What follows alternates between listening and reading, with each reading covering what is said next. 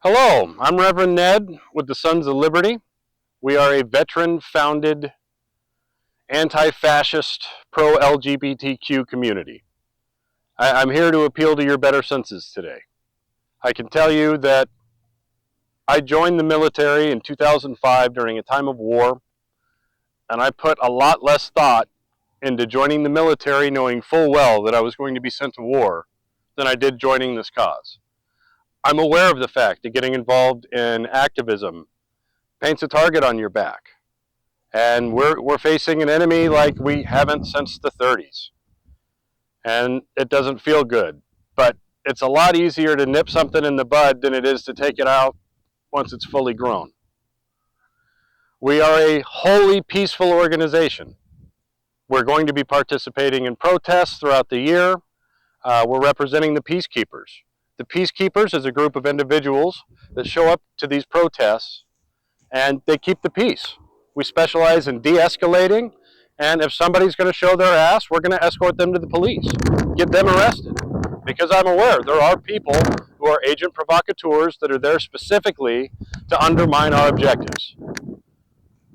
I'm reaching out, asking you people to get involved as well. Get involved in your local community. Go to your food banks. Do what you can to help out your fellow man, because with these tariffs and food coming in from Mexico and Canada, it's not going to be as available as it once was. That's just the sad truth. And we don't have somebody else to lean on anymore. We're alienating all of our allies.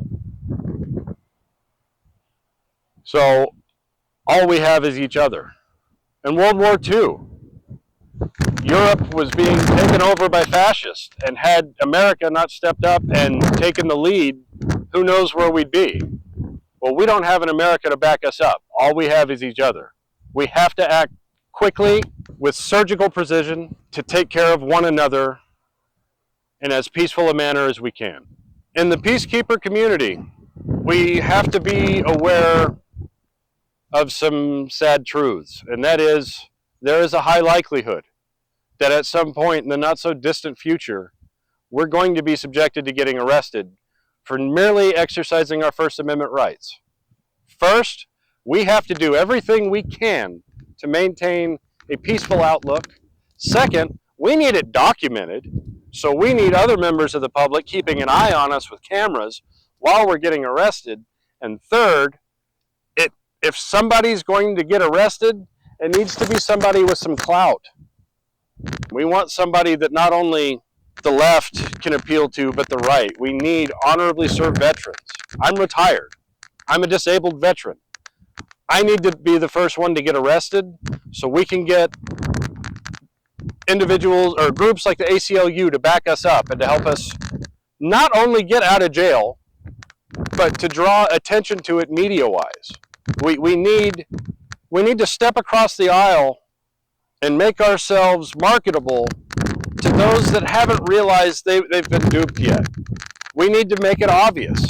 We need to push the agenda that you were lied to, I was lied to, it's awful.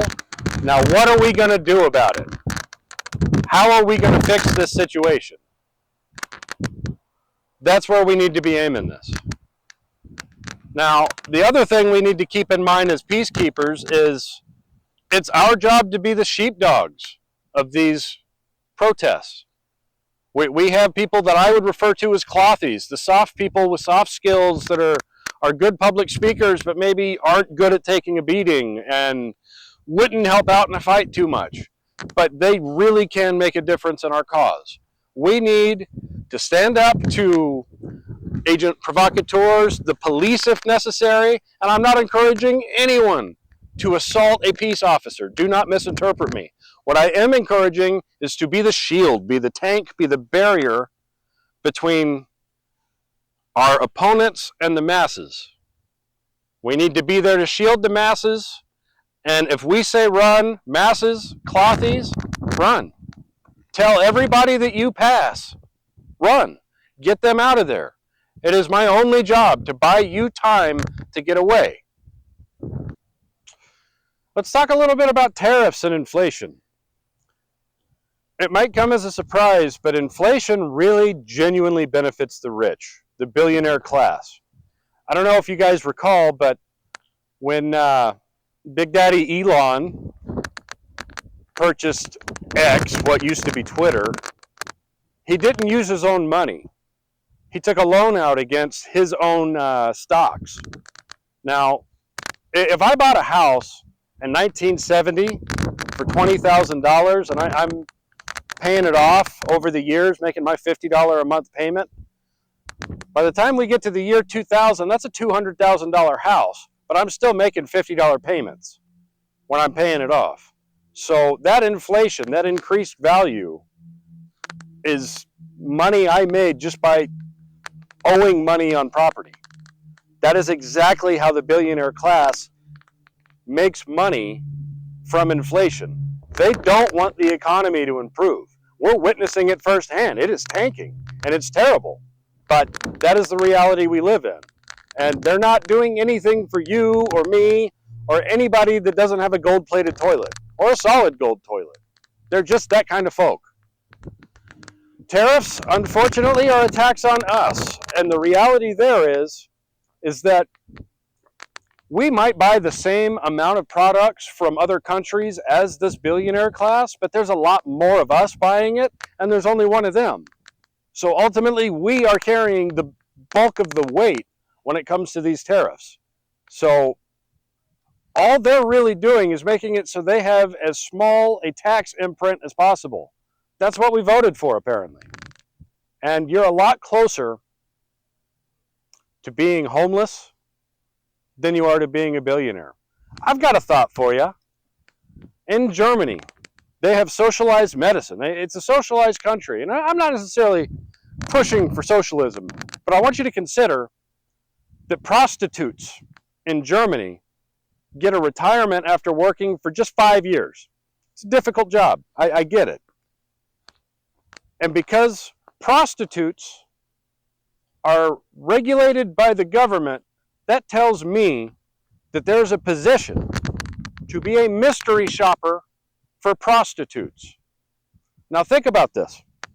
You are, I don't know the odds off the top of my head, but I'm going to guess at least 1,500 times more likely to become a prostitute mystery shopper than you are a billionaire. So that's something to consider. That is a reality that you could have. All right, guys, the Sons of Liberty is asking for all kinds of help from all kinds of people. We don't expect everybody to be the frontline people like we are, and we're totally okay with that. Nothing happens until something moves. We need our support structure. We need people comfortable sitting and keeping an eye on the news to keep us updated. We need people helping us write scripts and to keep this movement going and people motivated and help in recruiting. We need IT professionals because we don't know what the future brings. We don't know what kind of cyber security is necessary. That is not my ballpark. If somebody is more informed, I'd love to get their assistance in this. I get that there's a lot of us on our side of the fence that are socially awkward and anxious, and I totally get how you don't want to dive in feet first and go out and present at a protest. But there is so much more you can do behind the scenes.